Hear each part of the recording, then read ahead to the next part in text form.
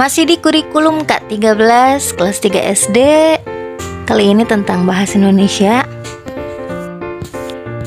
Yang pertama, alat komunikasi. Alat komunikasi itu ada dua. Yang pertama alat komunikasi tradisional, yang kedua alat komunikasi modern. Alat komunikasi tradisional adalah media komunikasi yang digunakan oleh masyarakat untuk menyampaikan pesan satu dengan yang lain dengan sifat yang sederhana. Contoh alat komunikasi tradisional yaitu kentongan. Kentongan merupakan alat komunikasi masyarakat pedesaan untuk mengumpulkan warganya. Kentongan alat komunikasi yang memerlukan waktu yang lebih lama daripada gawai.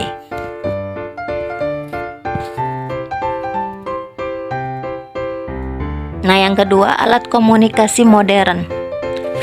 Alat komunikasi modern adalah media canggih yang digunakan untuk transmisi pesan dari pengirim pesan yang disebut komunikator kepada penerima pesan yang disebut komunikan.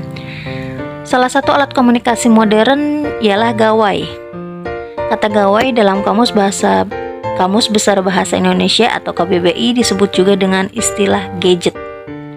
Gadget adalah peralatan atau perangkat elektronik yang digunakan seluruh lapisan masyarakat setiap harinya. Contoh gawai ialah handphone, yaitu alat komunikasi yang dapat menghubungkan pada orang-orang yang jaraknya jauh dengan kita dalam waktu yang singkat.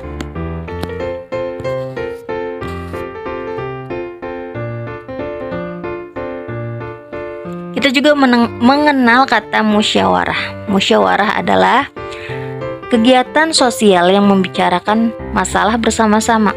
Musyawarah dilakukan untuk mencapai mufakat atau kesepakatan bersama. Musyawarah di sekolah contohnya pemilihan ketua kelas. Kalau di masyarakat misalnya pemilihan kepala desa, ketua RT, RW atau lurah, dan lain sebagainya. Di sini siapa yang suka naik kendaraan umum? Kalau kita naik kendaraan umum pasti ada tempat-tempat pemberhentian kendaraan umum. Nah, hal yang dapat dilakukan saat berada di kendaraan umum yaitu pertama, antri ketika naik dan turun dari angkutan kota. Jadi kalau misalkan kita mau naik kendaraan umum, biarin yang di dalam dulu turun. Kalau udah turun semua baru kita naik. Tertib, antri, nggak berebut, nggak dorong-dorongan. Terus duduk di tempat masing-masing dengan rapi dan duduknya sesuai kapasitas bangku. Jangan maksa kalau udah penuh, jadi nggak nyaman nantinya. Tidak berbisik dan berbicara sewajarnya saja agar tidak mengganggu penumpang lain. Jadi kalau misalkan mau ngobrol jangan sampai suaranya terlalu keras dan mengganggu penumpang yang lainnya. Yang terakhir, membayar ongkos sesuai tarif dan menggunakan kendaraan yang masih kosong. Jadi bayarnya sesuai tarif ya, karena biasanya juga udah ada sih daftar atau biasa orang bayarnya jarak sekian meter berapa rupiah gitu.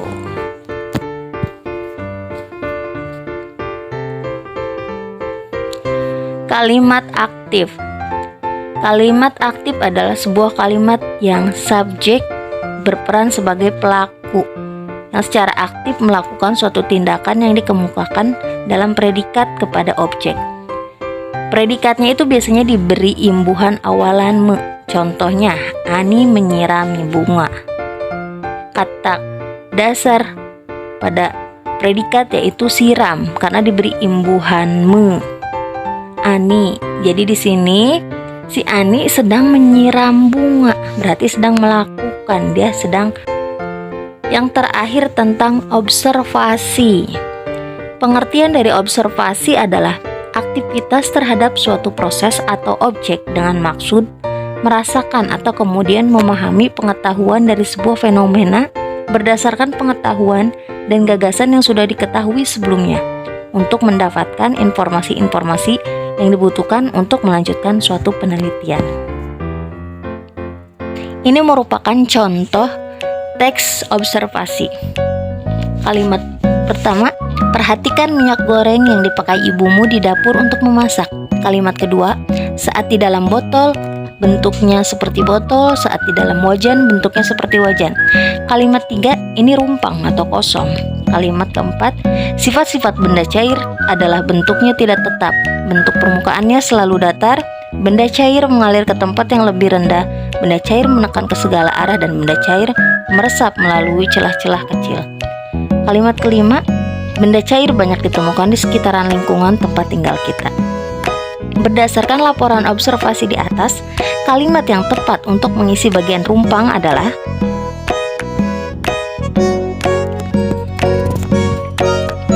kita bahas. Karena kalimat-kalimat sebelumnya membahas tentang sifat air yang selalu mengikuti bentuk wadahnya. Misalnya ketika diletakkan di dalam wajan, maka air akan mengikuti bentuk wajan. Ketika diletakkan di dalam gelas, maka air akan mengikuti bentuk gelas. Jadi kalimat yang tepat untuk mengisi bagian yang rumpang adalah air berubah bentuk sesuai dengan wadahnya. Sampai sini pembahasan kita. Next kita akan bahas dengan materi yang lain. Jangan lupa like dan subscribe. Bunyikan loncengnya biar dapat notifikasi jika ada video baru. Terima kasih.